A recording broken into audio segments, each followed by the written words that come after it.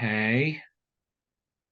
If folks are able to have their camera on, that would be great. I realize it's Sunday morning and you might still be in pajamas, so that is totally up to you.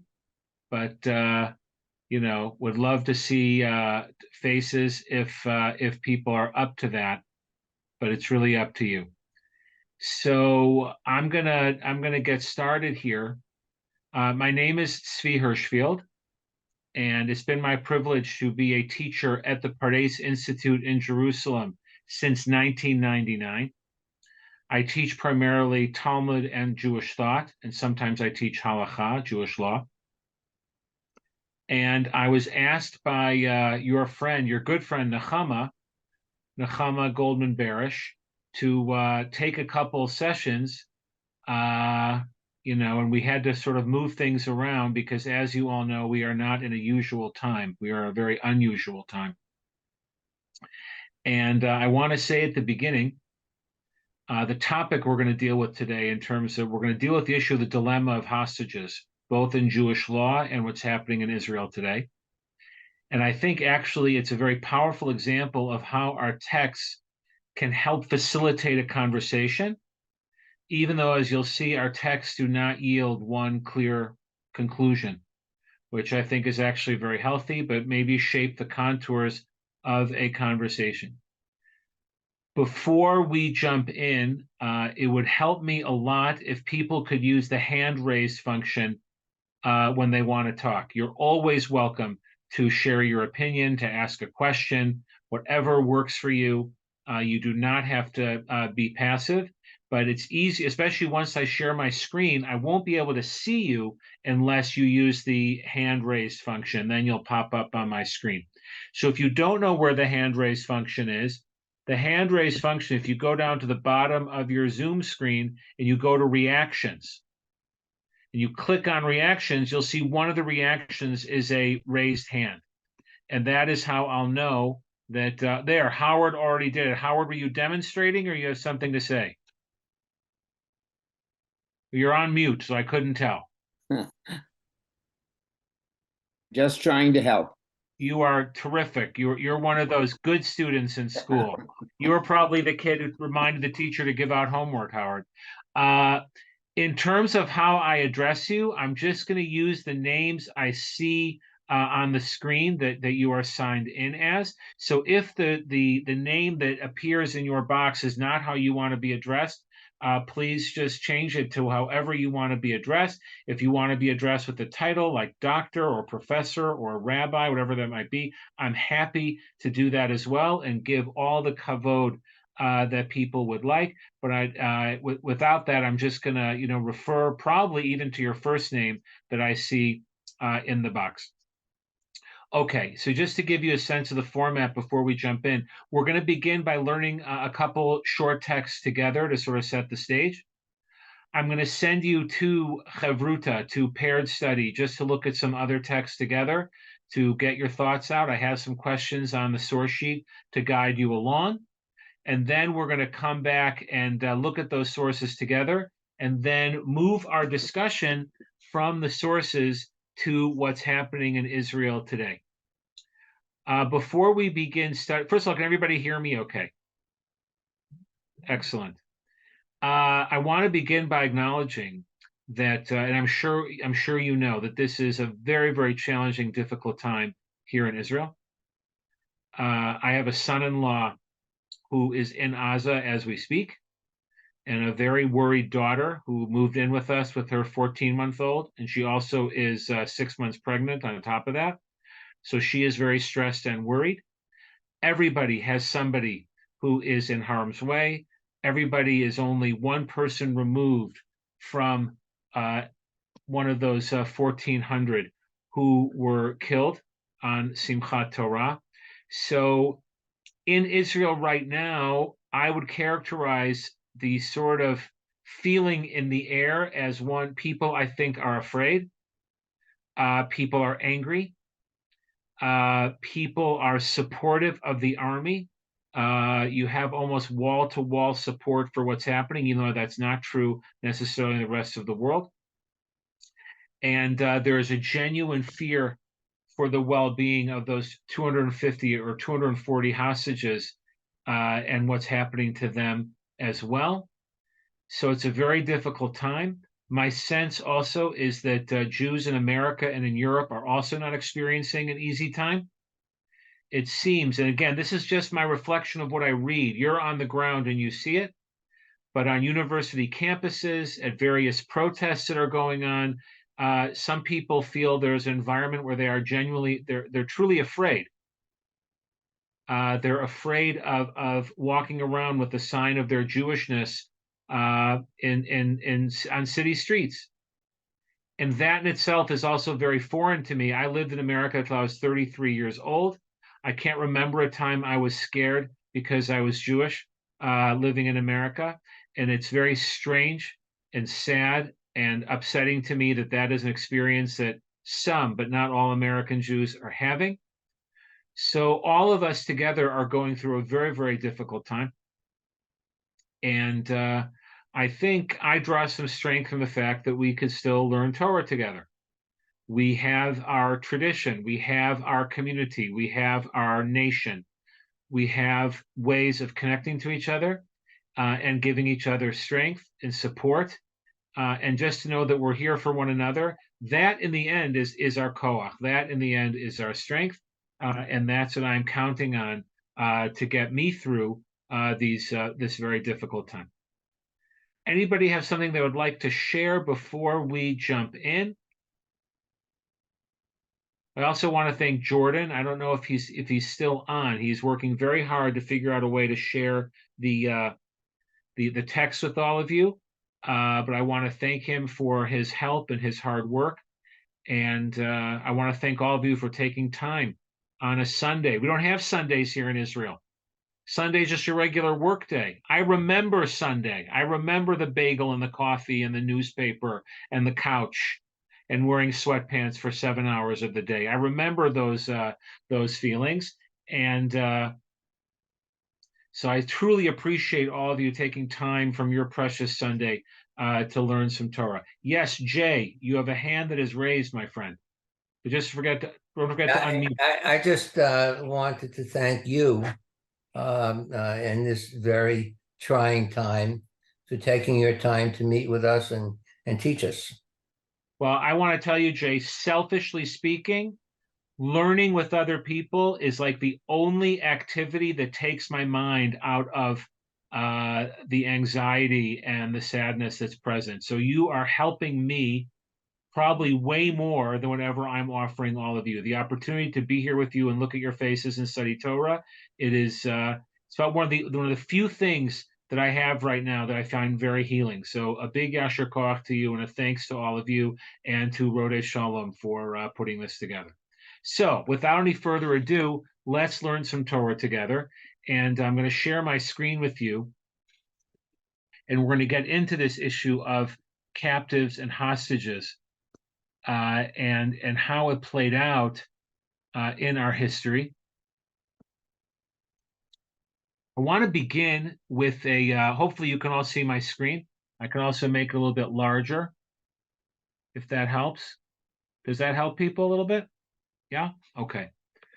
So I first want to just talk about the mitzvah. It's called in Hebrew, Pidyon Shvuim, the redeeming of captives. And I want to begin with that just so we have a sense of, in our culture, what our attitude towards this mitzvah, this commandment has been. So I want to share with you a quote from the Talmud. Rava said to Rabba Bar Mari, concerning this matter that the sages stated that redeeming captives is a great mitzvah, from where is it derived, right? It's a standard rabbinic question. Hey, do you have a verse you can quote me to show me why redeeming captives is so important? Because in truth, there is no explicit verse in the Torah that you have to redeem captives. And the rabbis sort of know intuitively it's extremely important, but they also, as scholars, are always curious to see, where does the text invite us to engage this mitzvah? Rabban Bar Mari said to him, as it is written, and it shall come to pass when they say to you, to where shall we depart? Then you shall tell them, so says the Lord, such as are for death to death, and such are for the sword to the sword, and for famine to famine, and such are for captivity to captivity. This is one of the very scary, difficult passages of Jeremiah, where he's predicting the Babylonian exile and all the suffering that's going to go on. And he mentions death, and he mentions the sword, and he mentions famine and captivity. And Rabbi Yochanan said, whichever punishment is written later in the verse is more severe than the one before it. Meaning he's saying, you want to know what the worst is? Go in order. Go in order. And then the ultimate statement, captivity is the worst because all of the above are included in it. Meaning the sages understood that certainly in many cases, to be held captive was not only to be taken from one's family and taken from one's loved ones and community and life. It was also to potentially to be exposed to all sorts of terrible mistreatment, ranging from hunger to torture to whatever might be. That doesn't mean all cases of captivity and ransom were like that, right? In the ancient world, people would take captives for economic reasons and not necessarily torture them, but just hold them for ransom to make money. But there's an awareness that taken into captivity, particularly by a foreign army or a foreign country, was terrible. It was awful. It was a horrible fate. And therefore, the awareness of how bad and horrifying it is drove the sages to understand that getting people out of that state is a tremendous, tremendous mitzvah. I want to turn towards the language of Maimonides with you just to get a sense for how this mitzvah was understood. Maimonides, of course, the medieval halachist and philosopher. And in his Mishnah Torah, in his great code of Jewish law, I want us to look at his language together because it's very powerful. He says as follows: the redemption of captives receives priority over sustaining the poor and providing them with clothing. Notice, right? As important it is to clothe the naked, redeeming a captive is even more so. Indeed, he says, there is no greater mitzvah than the redemption of captives. For a captive is among those who are hungry, thirsty, and unclothed, and he is in mortal peril.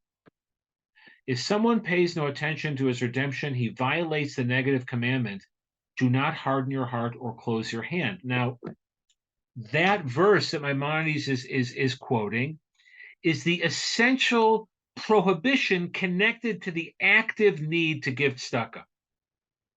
So number one, when you redeem a captive, that is the highest form of tzedakah, of looking out for somebody else's welfare. That is the moment where you must not harden your heart or withhold your support or help.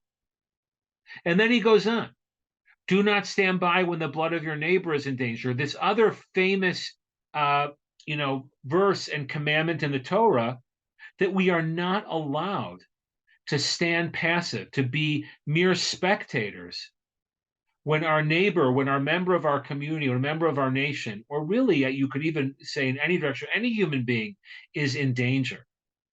You have to act. You can't be insensitive to the peril that somebody else is going through. And then he quotes a verse, he shall not oppress him with exhausting work in your presence. Talk about how you'd even treat a worker, right? The idea that even someone is just put into slavery is a horrible, horrible fate. Horrible fate.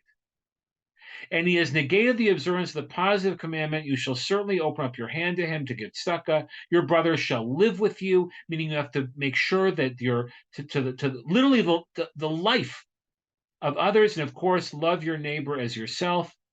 Save those who are taken for death, and many other decrees of this nature. There is no mitzvah as great as the redemption of captives. So what Maimonides is telling us, and this is important for our understanding as we move forward. Redeeming captives is more than just a responsibility that we have towards our fellow. But redeeming captives is sort of at the very foundation of the pyramid of chesed. It is the very foundation of the most basic obligation we have towards our fellow, to not allow them to stay captive.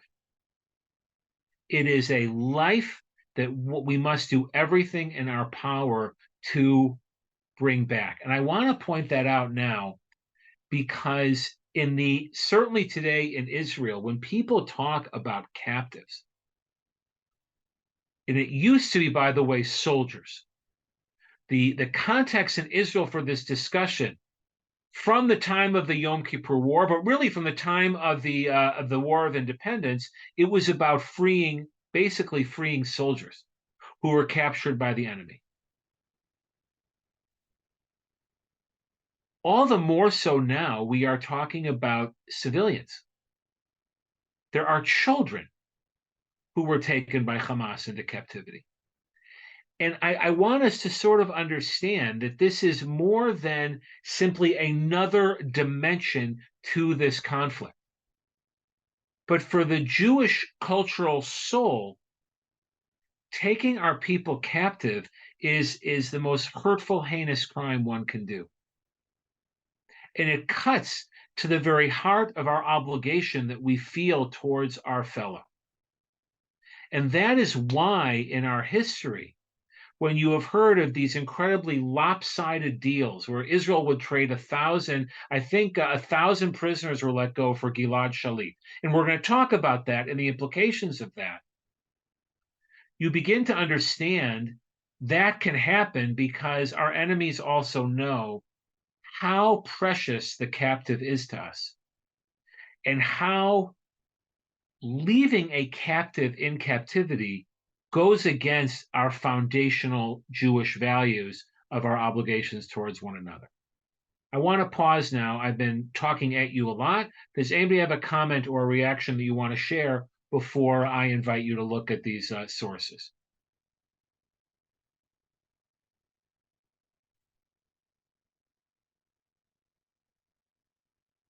Okay, it's quiet out there, folks.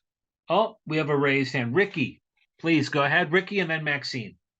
So I guess one of the questions I have, and obviously the hostages are the easy one. What is a captive? And what is a captive during war? And what is a captive on both sides? And where's your line between captive and prisoner of war and stuff? And does that even matter into this from a Jewish perspective? It's a very important question. In the rabbinic literature, the captive is not a soldier. The captive is somebody who, like, you think of pirates, you think of brigands and robbers who take people and then insist on being paid a ransom. That is the framework that the rabbis are speaking of. Or in worst cases, people are taken and then sold as slaves. Right? That is the one can, and then you have to literally buy them back. Right? You have to go to where they're being sold on the slave market and buy them back. Thank you. The question of, well, Marilyn asked a really tough question, which I'm going to do the best I can with. But the question of enemy soldiers and our soldiers is a very good question. Israel, in its wars with other Arab states, did prisoner exchanges at the end of each war. We didn't hold any our soldiers in our jails. We don't view terrorists that have been captured as enemy combatants. They are also treated as criminals and as murderers, and so therefore they are actually sentenced in our prison, and they go to prison for the crime of violent acts of terrorism, or supporting terrorism, or enabling terrorism. So they are not treated as enemy soldiers. They are treated as terrorists. That's sort of the state that they are in right now. Hamas, of course, would claim the opposite. They would claim those are our soldiers. We have your soldier, so we're going to trade everybody for that. Of course, now it's even different because Hamas is saying you should trade our prisoners for your civilians. And they make no distinction between soldiers and civilians. So in a way, that's where this has all moved up a level, but they have had civilians of Israel in their custody. They have two that are still there. There's an Ethiopian man and an Arab Israeli who have been held there for a number of years that we hear nothing from, but are assumed to also still be there. And of course, there are what we believe are probably the remains of Hadar Golden and I'm blanking on the name. I apologize profusely, but there are the remains of our soldiers. And this also happened with Hezbollah, right? If what people remember, there was an exchange at the end of the Lebanon War of 2006, where they returned the bodies of the two first soldiers who were killed by a terrorist attack by Hezbollah on the northern border. Maxine. So I was really struck by what you read from Maimonides. And I'm struck by the irony that the profound depth of our humanity as Jews is what can be used against us to torment us. And that and as you said before, the Palestinians know that. When you mentioned Gilad Shalit, that Gilad Shalit, yeah. Gilad Shalit, that they knew they got 1,000 prisoners for him. And this just points to the depth of what it is to be a Jew and how it's just turned right around against us. And that just blows my mind. That is certainly true. And our enemies know that. And that's why they took hostages. Yeah. Right. Yeah. And we also know that us taking their hostages doesn't do us any good at all, and we wouldn't do it. Yeah. So, yes, that is correct. They have an advantage in that they're under, at least I want to say about Hamas, and I'm not speaking about all Palestinians or all Muslims or all Arabs, but Hamas, the way they value human life versus the way we value human life, the way they think of their soldiers, the way they think of their civilians versus the way we think of our soldiers and our civilians, gives them on a certain level a tactical advantage. On the other hand, I would like to believe that the power of the relationship and responsibility that we feel towards one another ultimately gives us a tremendous, tremendous strength that and a shared unity of purpose and care and bonds of connection that make us a very strong people and a very strong society. So I like to think in the end, who we are as Jews benefits us in the long run. But you're right, in the short run, in the tactical conversation, it's frightening and upsetting. Yes, Yeah. Erica. Yes, I was just going to say that it's a level of deep psychological warfare. And I think where we as Jews have control and powers in our response and how we deal with it. But in war, there's always levels of, and it is very deep psychological warfare as well. Yes. And creates a collective trauma, Right. Because there are 240 hostages. And so many people, no families who are affected. A woman who started working for Pardes this year was on the Pardes board. She actually made the shidduch between my oldest son and his wife. Her son was abducted, right? Poor Hirsch Poland was abducted. And the torture that I see her and her family experiencing, then you multiply that by a couple hundred, and it's hard to comprehend. It is truly hard to absorb, and that's what we are talking about. But of course, the questions we have to engage is, what should our response be, right? We're going to see in a minute. The challenge is, and it really came up, someone, I think Marilyn wrote it in the text, what about not negotiating with terrorists? What about the fact that if we allow this to determine our decisions for us, what will the long-term effects of that be in our ability to fight? Oron Shaul, thank you very much, Ricky. I appreciate that. You are 100% correct, and I apologize for not remembering. But kol hakavod to you. Howard, was your hand up? Okay, everybody. I would like us to, I'm going to I want to go back to the source sheet just to show you what I'd like you to do in your Chavruta pairing. What you're going to find out is that, of course, like all issues, Jewish issues, it's not so simple. And you're going to begin by looking at a Mishnah, which actually talks about a rabbinic legislation limiting what we can pay to redeem a captive. And then the Talmud's going to explore the question of why. That's source 3 and 4. And I'd like you to look at that and think about those sources. And then I'd also like you to think about how this dilemma might relate to Israel's situation today. And then there are a couple more sources, or hopefully have time to, about are there exceptions to the rule? In spite of this legislation, are there times where we say, I don't care, I'm going to pay whatever it takes? And that, of course, we're going to look at as well. So I'd like you to look at sources 5 and 6. And then when we come back, we're going to talk a little bit. I brought you can also look at 7 if you want to look at 7.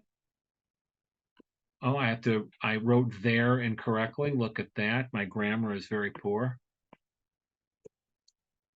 I've given you a couple of rabbinic responses about soldiers.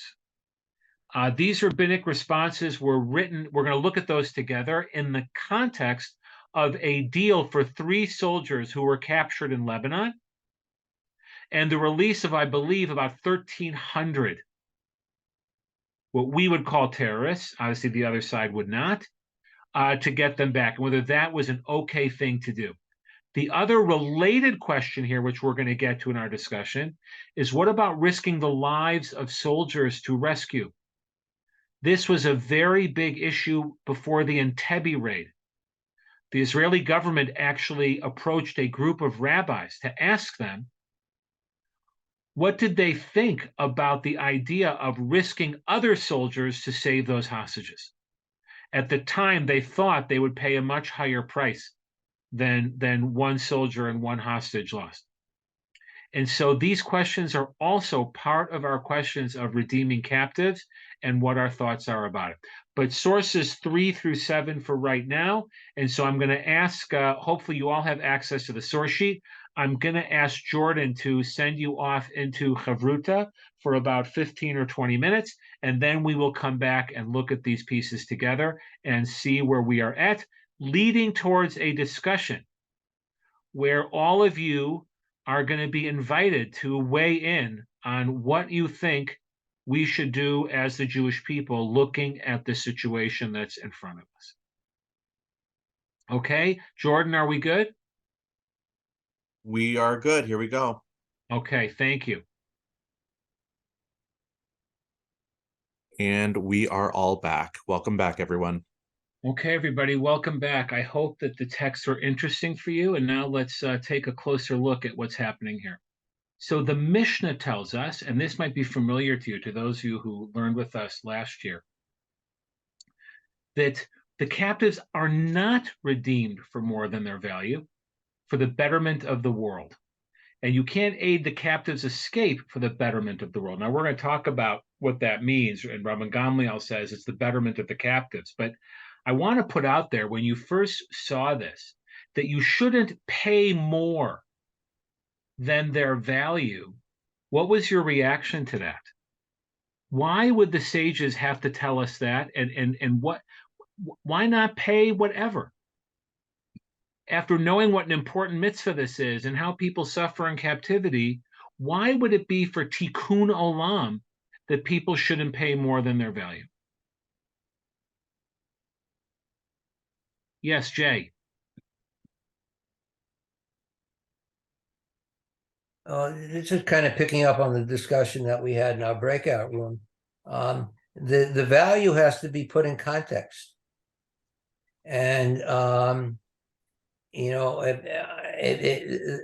value of the individual or multiple individuals to their families, for example, may not outweigh the value of the society or the whole country. Okay, so yeah, I'm sorry. Anyway, go ahead. My point is, it has to be put in context. Okay, so what Jay is pointing out is that there's the value of the individual, which on the one hand, every individual is priceless, but there's also this other problem in the context of the wider community, and that what could be lost to the wider community if this person is indeed redeemed. Henry, go ahead. Henry, you're muted. I think you Henry, just you're on muted. mute. Yeah. There I you know. go. Now you're good. Okay. The last time we studied this, there was also a comment that the problem was that if you give too much, you encourage people to do it again. Ah, exactly, which is what source 4 is going to make clear, right? Yeah, which is what it does. So it seems to me that this is an impossible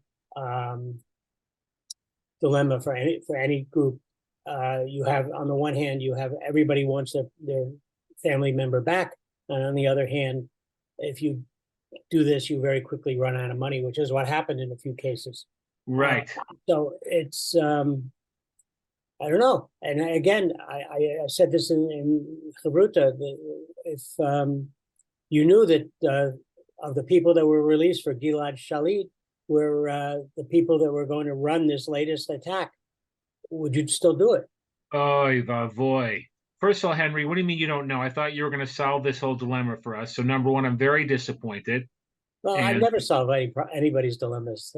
Well, that's unfortunate. But then Henry also put on the table another feature that's not mentioned in the Talmud when we get to the Talmud, and that is, in Israel's case, the release of the people, right? For those who know that the leader of Hamas, Sinwar, however you pronounce his name, was released in the Gilad Shalit deal. More than that, Israel cured him of brain cancer when he was in prison. And he was the architect of this. Now, of course, you could always argue they always have plenty of people. And if it hadn't been him, they had other people in line, which is true. But you raised another element of this dilemma that's not even present in what the sages are talking about. But it's going to come up, of course, in a few minutes when we try to apply this logic to Israel. Andrew, is your hand up? Yes, thank you.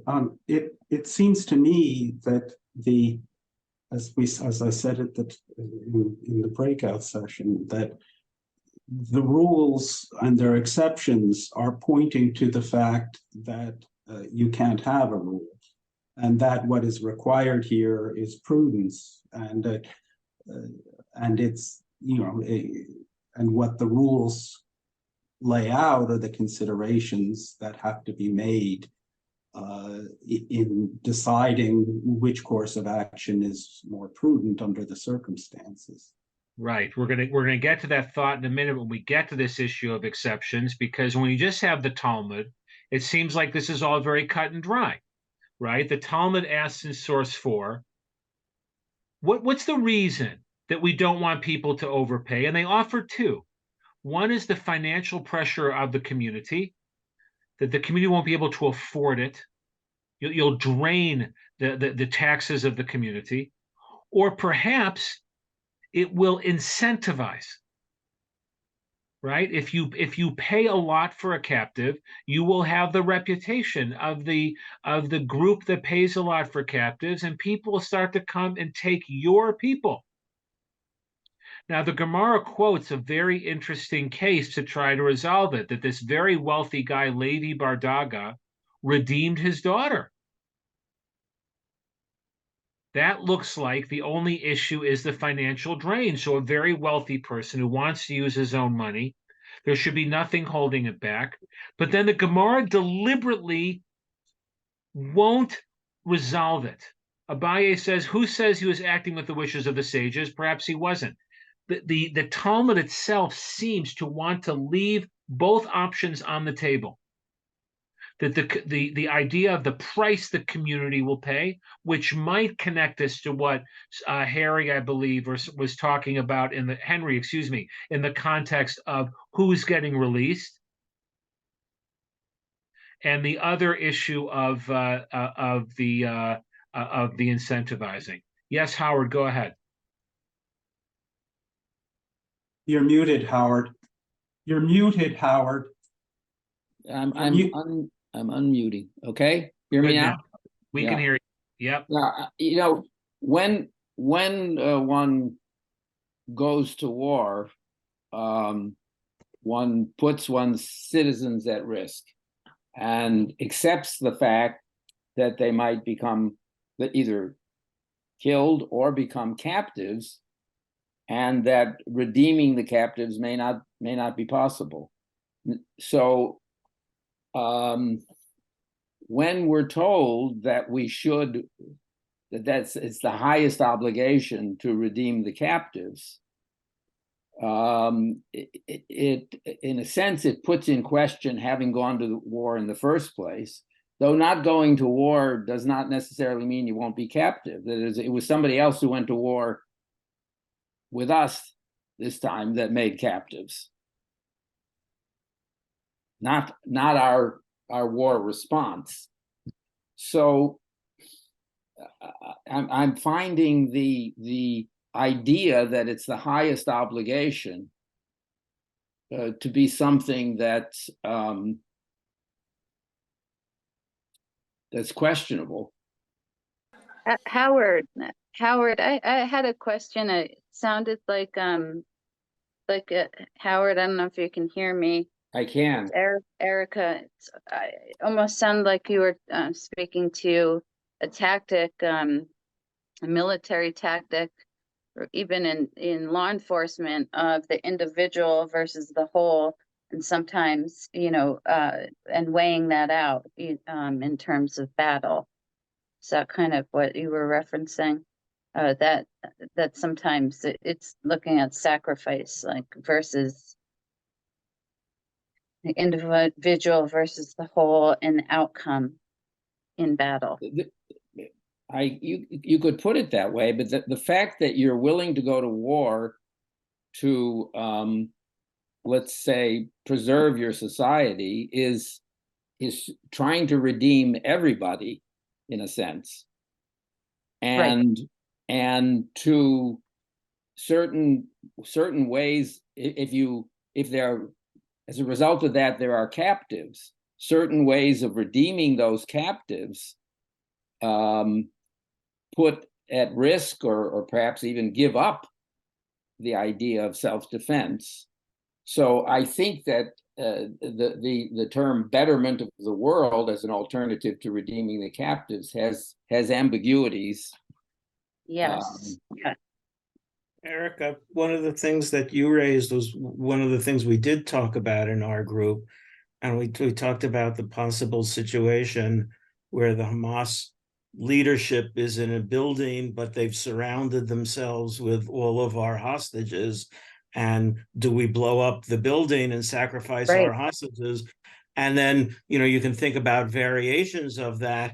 If the hostages are your child, does that make a difference in how you think about it? And if the Hamas leadership surrounds themselves not with our hostages, but with Palestinian children, does that change the moral calculus?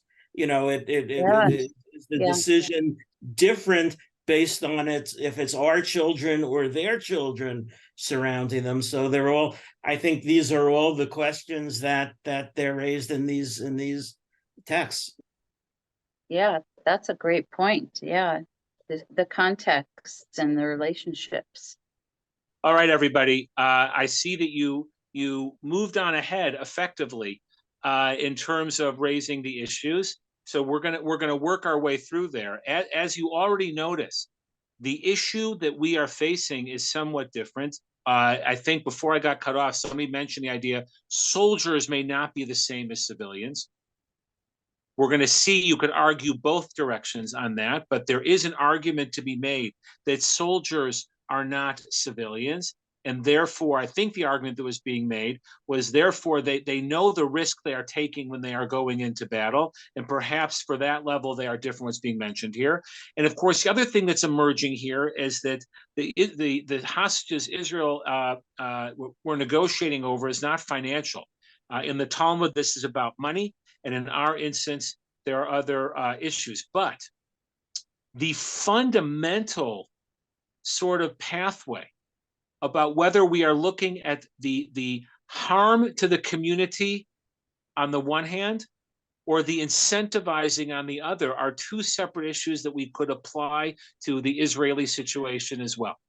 Do we not want to give away too much because of the harm that could come to the community? And I think that's what was referenced before about releasing terrorists who will go back to terror. Or is it about incentivizing? That if you release them in this hostage deal, you are simply inviting them to take more hostages down the road. Both of those arguments, based on this Talmudic passage, come up when people talk about the calculus that Israel faces. I just want to ask briefly, did anybody think of those two, is one argument more compelling than the other?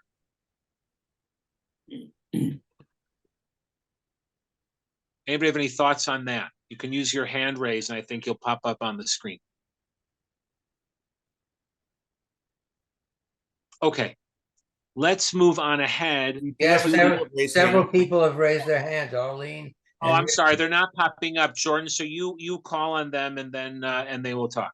Great. If we could start with Arlene. Yeah, this was kind of a question that I was thinking of. The hostages that have been released, the mother and daughter at first, and then the two older women.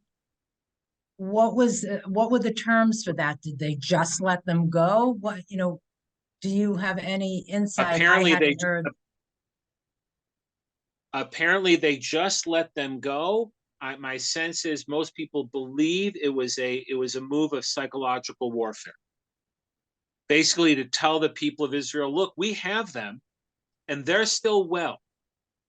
And so if you play ball, you'll get them back. That was my sense of what was going on there. We have Henry. But no one knows. Who's next? Henry. Jordan, Ricky had his hand up and Henry's already spoken. I see Ricky too. Okay, then Ricky is next. Thank you. So a couple of things. To me, as terrible as it sounds, I think the incentive and incentivizing is the stronger of the arguments. And I don't know if that's just the mentality of being brought up in the don't negotiate with terrorists era, or, the results of, letting 1,000-to-1 trade that winds up releasing the person who masterminds this. And to that extent, and maybe I don't remember this correctly, but I do think at one point Hamas sort of said, well, we'll trade the hostages for every single prisoner, Palestinian Hamas prisoner that Israel currently has. I remember that being an early stage. There was a big debate whether that was there was a big debate whether that was genuine or not. And a lot of people believed it wasn't, but again, it created tremendous psychological pressure. And also people who would argue that we should take that deal, right? That if that deal was indeed offered, that we should release thousands of prisoners in order to free those 240. And of course, then we're back into that same discussion that sources are raising for us. I'm still trying to get back on my computer, but I'm not having any luck with my internet connection, unfortunately. But I'm still working on it. Jordan, was there somebody else who wanted to jump in? Yes, we now have Henry. Okay, Henry, please go ahead. Okay, if I talk now. Listen, two things. First of all, to me, the stuff in the Talmud is irrelevant because it was done in a different time and a different purpose. The Jews who were being taken captive were not soldiers; they were not fighters. It was done purely for economic reasons, and the responses to that reflect the economics of it, not the military part of it. So to me, it's totally unrelated. Second of all, I would definitely give back the 1,000 people we have for the 240, and then I would still go in to Gaza and wipe them out. And if I had to wipe out 1,000, that was, I wouldn't care. yeah, even though it's closer to about 6,000 or 10,000, but that was a suggestion that came up. Let them out, and then you can wipe them out. So what I hear, if I can just say something quickly, what I hear from the Israeli radio, some people suggest on an Israeli radio, let's release the 6,000 prisoners, even without getting the hostages back, because that's going to be their punishment. They're going to go to Gaza. They're not going. They're having great life in Israeli prisons. They're watching TV. They have phones. They get food. Let's send them to Gaza. That's going to be their punishment. Interesting. I want to make That sure would be that nice, Ari, but from what I've read, there are plenty of people from Gaza stuck in Israel who can't wait to go back to Gaza. There are some women whose children are in the hospital. There was an article in TOI about it. Yeah. There are workers who are stuck in Gaza. They can't wait to go back to Gaza. Well, they just sent the employees from Gaza that worked in Israel. They just sent them back to Gaza. Yeah. They send them by buses. They released them, I believe, 2 or 3 miles from Gaza, and they had to walk to Gaza. I would suggest that just releasing 5,000 prisoners is playing with fire.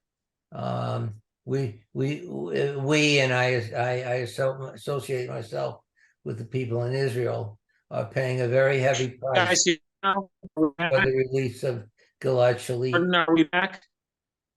Ricky, you wanted to say something? Go ahead. Yeah, no, I think since Zvi was trying to get back on and go off, he was trying to move us towards the next part, which talked about the exception and discusses the child who perhaps is exceptional, and whether that's an exception. I know we talked a little bit about that in our breakout, and I have concerns with valuing one child over another just because early on shows that he may be more intelligent, or what is really the difference. But just wondering how others reacted to having that exception. I agree with you. I thought it was really objectionable to kind of value that child because they were attractive and it turned out to be some famous rabbi. What if he's like an ugly dope? That means he doesn't have value.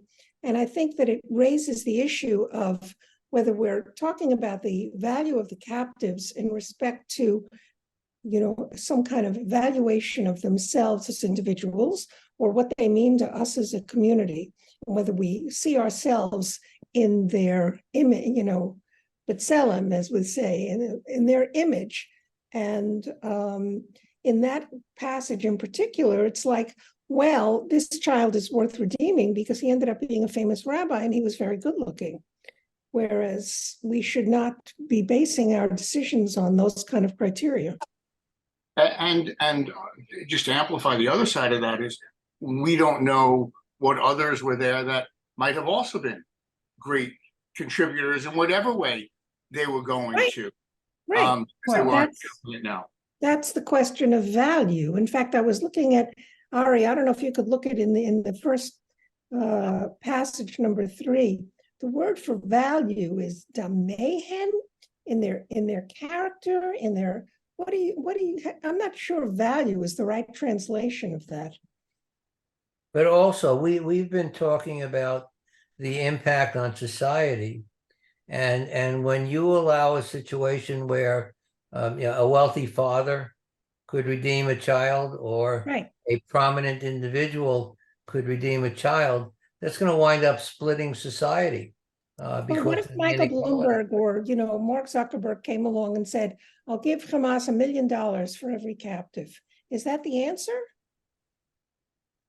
Is it their responsibility? No. Ari, did you see the passage I'm talking about? But part of the problem is that apparently Hamas was allowed to receive money, not for captives, but for military development Right. in a political decision. Well, it wasn't intended to military development. It's how it happened. The Siphon it off. Qataris gave them $1 billion a year. Netanyahu engineered that to split the Palestinian society and make the Palestinian Authority less effective. Right. But the money wasn't intended.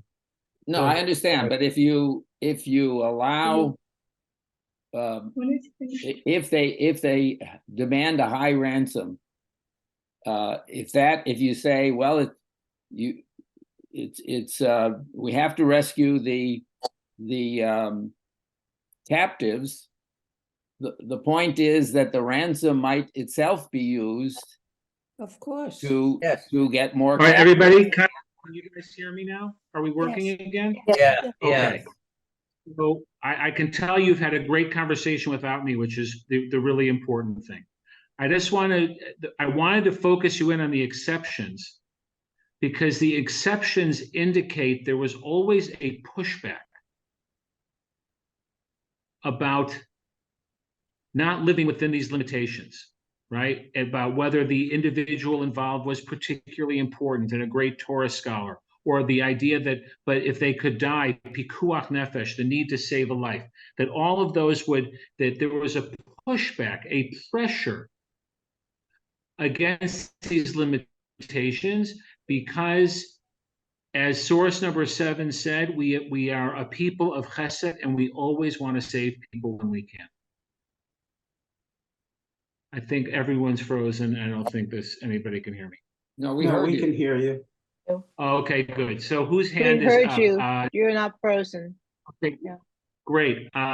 Jordan, can you tell me you can follow the order, who's up next? Yes, Andrew's next. Oh, okay. Well, I just, since we're talking about alternatives and the like, and the 6,000 prisoners, there is, of course, to bring in an American example, what Abraham Lincoln said or declared when the Confederate Army said that they would shoot all Black soldiers of the Union Army taken prisoner. And he simply replied that if you start shooting our prisoners, we'll start shooting your prisoners. And of course, that is one alternative to the existing captives, that if they're not willing, if they're going to kill our captives, we'll kill their captives. And maybe that will save the lives of the captives. So it's not only kindness and the duty of saving a life are not necessarily, sometimes cruelty is an effective remedy for in dealing with people who understand cruelty. Wow. Okay. Frankly, that's what I would say do. Would you say that the issue of exceptions, would you say a soldier is an exception? In other words, if the medieval sources say that, well, a great scholar would be an exception, or if someone was in danger of dying, that would be an exception. Would you say a soldier would also be an exception? Someone who left fighting for their country, who we have an obligation to try to protect. Would that be an exception to, or would we say, no, we still have to keep in mind the incentivization and the danger to the community if we make these kind of deals?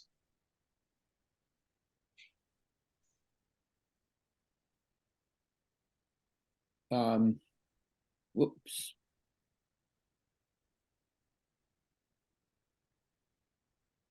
Jordan, I see hands up, but I'm leaving you in charge of who's speaking next. It looks like Ricky is next. Okay. Oh, it looks like Ari is next. So, a couple of things. One, going backwards. So when I answer the question on the soldiers, to me, that's always, you can argue it both ways. One way is they're being sent in by the state. There's an obligation to do whatever there is. The other part is they're soldiers. This is part of war. This is part of what, part of what is signed up for, whether it's a volunteer army or not. So I think there's, both sides on that argument. When we were talking a little bit about the exception, when you were reconnecting, one of the things we were talking about, one of the things that struck me as problematic in the readings is, this valuing the good looking, the potential scholar, and even though he turned out to be a rabbi, that's what would be the exception. And my assumption in reading this is this was just one person in one captive situation. But if you take that past that, what we have today, it's okay, well, we're going to put more value on this person because they're showing, an earlier exceptional, academic inclination than someone else who is a hostage in the same situation. And that just, tears at me, is just absolutely wrong and against everything that Judaism should be for. So, we talked a little bit about that. I think in the context that the rabbis are speaking, remember, it's in the context of the failure of the rebellion against Rome and the fear of the dissolution of Jewish culture and Jewish tradition, and the belief that Torah scholars were the only ones that could sort of maintain Jewish life, Jewish practice, and Jewish living.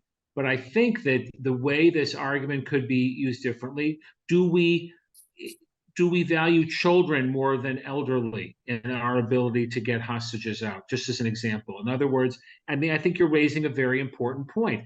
Can we even speak in terms of value of individuals, or is any attempt to discuss that already so problematic we can't go down the road? And I think that's a very fair question.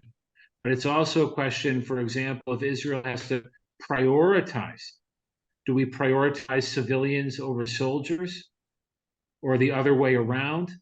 These are some of the dilemmas that are being raised by this situation. Harry, are you up next? We have Ari and then Harry. Ari and then Harry. I think Yeah. Ari just spoke. Didn't Yeah, Ari just? okay. I just unmuted myself.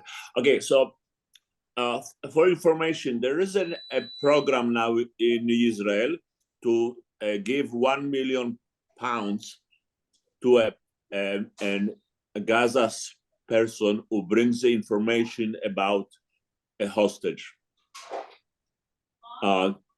It's organized by a tour guide, American tour guide who lives in Israel, and he has contacts with very wealthy people in US, and he has the funds to do it. So if anybody in Gaza gives information about about a hostage, that hostage gets released, that Gaza person will receive £1 million. Wow. So there is a program like that going on now. Second, interesting. Second,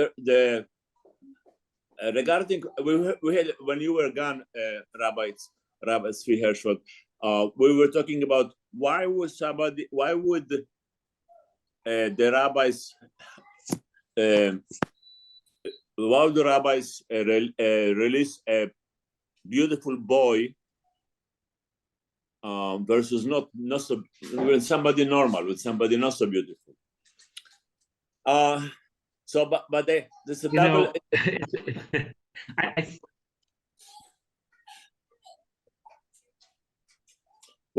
My sense from the text is it's like it captured his heart, right? In other words, he saw this beautiful child and his heart broke, and he discovered this child is going to be a future great scholar, and his heart broke, right? In other words, I think the message of the story is more in the line of he couldn't help himself. right? In other words, on the one hand, there's the rule. On the other hand, who could help themselves, which I think basically happened in the Gilad Shalit deal also. At a certain point, the country, we couldn't help ourselves, right? The opportunity to bring this young man back and to save his life overcame all of these other calculations. And that happens all the time. And I think that is one of our strengths as a people of chesed, but you could also argue as a strategy gets us into a lot of trouble. And I think you could almost, I think you could say it might be a combination. Well, my feeling is that this rabbi who released that boy, he had a proof that this boy is not only beautiful but also very smart and has a lot of potential. Correct. So there are two reasons to save him. However, correct. My feeling is also from studying a little bit of a Talmud, what I did till now, is that there is something called ichus in a Talmud, and there's no shame in a Talmud about the ichus, and the ichus is if you're a Jew and you come from a specific class, you go higher up. If you belong to lower. So there are classes in the Talmud. The idea of saving Torah scholars, again, I think has to do with this sense that Torah scholars are the ones that ensure our continuity and our culture, especially in an age when we are oppressed. We only have a few minutes left. I want to come to this last question of, in your opinion, should Israel risk the lives of other soldiers to try to get these hostages out? So, right, if it's very dangerous to go in, is this something Israel should do? look, these texts. Harry, go ahead. Was your hand up? These texts are only going to get us so far, and they're going to point Correct. us to the different considerations in answering these questions.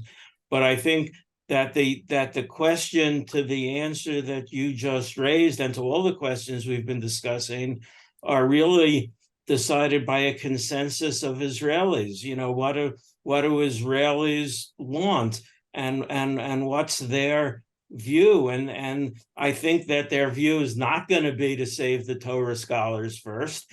Their view may be, you know, that their hearts may be hugged by children, and that children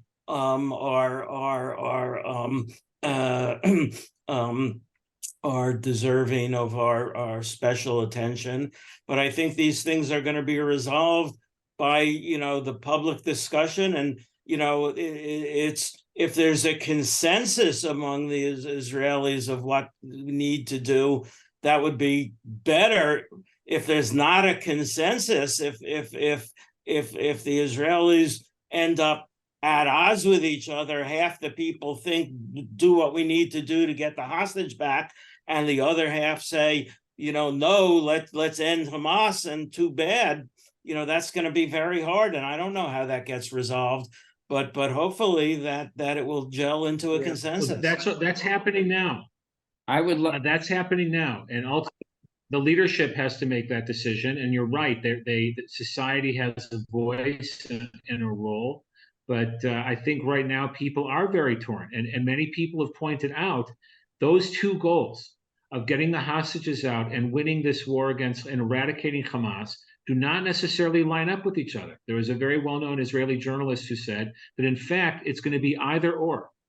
We're not going to be able to do both. I'm not so sure. I'm not 100% sure he's right, but that's a very scary thought into itself, that we're going to have to prioritize and choose which is more important to us. And then that brings us back into that question of price and how we evaluate. I hope you noticed on your source sheet, you saw there were two leading rabbis in the 1980s who actually debated, where one rabbi said, you cannot pay this terrible price of freeing 1,000 terrorists to get 3 soldiers back, because the price the community will pay is too high. And the other rabbi said, no, that these soldiers go in to war with the expectation, the what he calls the unwritten contract with the rest of the country that we will do everything in our power to get them back. That if they risk their lives to fight, we'll do everything in our power to get them back, and therefore the limit mentioned in the Mishnah doesn't apply. So rabbis have argued this, society has argued this, and in the end, I think all we can do, the sources point us to the tensions, right? The sources point us to the tension between, on the one hand, the value of every individual life. The need to redeem captives is critical to us. It's basic to our relationship to one another and to how we feel about one another and to save each other. On the other hand, this idea of the price to the community, the price to the dangers that are involved, the price to incentivizing future taking of hostages. And right there, you bump into this tension, which I'm going to argue between these values, a value of survival and practicality and the need to keep the society safe. And on the other hand, the value of the sanctity of every individual life. And if we can save somebody, how important that is to us also as a society in terms of our values. We are out of time. Is there anybody else who'd like to close? I don't want to cut anybody off. Somebody who really has been waiting patiently to speak and wants a chance. Jordan, is there anybody that I've missed that you want to point There to now? are a bunch of hands up, but I don't know that we've heard from Rhonda yet. Right. Right. What I was Okay, very, let's hear from folks. Go ahead. I was very impressed with what the information Ari gave us of the person who is offering information to pay a ransom for people for any Gazan who provides information that leads to the release of a hostage. Hopefully that means there's a condition that the person is safe. And I think that there's more that can be done with that idea. For example, the US could offer sort of a witness protection program that any Gazan probably doesn't want to keep living in Gaza. A Palestinian citizen who gets this deal probably does not want to consider living in Gaza because their life would be in danger. And we could offer them a witness protection program to live here in the US and make it make that a really good incentive. Interesting. Okay, we're going to pass that up the chain. Jordan, who else? Someone who hasn't had a chance. We have Howard, Jay, and Ricky. I would just Okay. Go ahead. I would like the opportunity to say something like what Andy said before, which is that we cannot resolve these issues, or to put it another way, in general terms. But what we can, we have to make a decision and a choice in certain circumstances, and who we are making it is important as well. But that what the rabbis have pointed out to us is that when our existence is at stake, there's nothing more important than a soldier, but you don't want to give up 100 soldiers to rescue one soldier if you're trying to preserve the community which has these values. Furthermore, if there is somebody who is a source of wisdom for us so that those values become more meaningful to us and helps us to understand how to make them real in this life, then that person is of more importance than other persons as well. And I think the rabbis have taught us that these are truths, even if we don't know how to act in a situation which puts them in conflict with each other. Correct. I think the bottom line here is the texts reveal our values, but it's still up to us to figure out how we're going to prioritize them to make the decisions we need to make. Well said. Jay? Just a thought. The texts we've been reading present a bilateral situation. The people of Israel versus an enemy who has an Israeli captive. We're faced with a situation today where it's not just Israel and Hamas, but also pressures from the rest of the world. And the question that I have is whether or not Israel, which has a goal of basically doing away with Hamas entirely, can withstand the external pressures of the world. That is that is sadly a very important question that people are starting to ask as we realize that this conflict is not going to be over in a matter of a few days.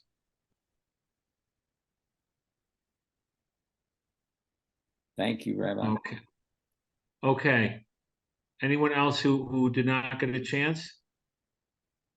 I want to apologize to everyone about my internet snafu.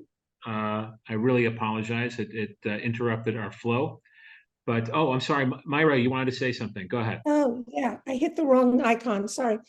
I just wanted to say that our focus on the identity of the captives and whether, you know, a certain amount of manpower is worth sacrificing to redeem them shifts the debate a bit, I think, away from who we are as a society, because I think that we identify with the captives a lot, as evidenced by the fact that you have, 20 some people here in New York who are so passionate about this issue, and there's thousands more about people who are thousands of miles away. And I think that we sort of lose something when we start saying, well, but they're good looking, well, but they're rich, well, but they're smart. It has to do with who we are as a society. And I don't think we want to break down the degree to which we see ourselves in the captives. I think that's a Jewish value. Right, and then in the end, we try. That's why I'm saying I think that those other examples were just not examples necessarily of giving new standards, but they were showing how individuals, rabbis, and others were pushing back against the rules because they couldn't help themselves. That's why that other answer is, oh, but they might die there. That changes the rules, right? In other words, this idea they were looking for anything they could to create an exception, because the idea of leaving people in captivity was so painful, which is what we do also here in Israel, right? We find a reason why, like in Gilad Shalit, why it was okay to pay that price. Because the idea of leaving him there was just too upsetting and too painful to so many people. Right. But then other people could argue that's what gets us into trouble when we need to be more hard-hearted. This is part of it. On the other hand, who wants a Jewish people that's hard-hearted? So we go round and round and we see the competing values and needs. But in the end, we're in a terribly awful dilemma. Our tradition, I think it was well said, our tradition offers us things to think about, but it doesn't offer us a clear decision. We have to make this decision, I think, as a Jewish people and as an Israeli government, and do the best that we can and hope that our leadership knows what they're doing. I want to thank all of you. I want to apologize again for my internet collapsing on us. Kol hakavod to all of you for continuing and moving forward. And I hope to see many of you in a couple weeks, where we're going to be discussing a very different element, and that is the issue of prayer during times of tragedy. So we will be leaving this very practical issue and going in the direction of something more theological and hopefully more spiritual and more, in certain ways, very challenging. I want to thank Jordan again for all of his help. I want to wish all of you a healthy and happy, safe week. And God willing, hopefully we'll hear by the time I speak to you in 2 weeks, the news will be much better. May it be Eshkar so. koch. Eshkar From your koch. mouth to God's ear. Mhm. Have a good Sunday, everybody. Thank Bye-bye. you, Rabbi.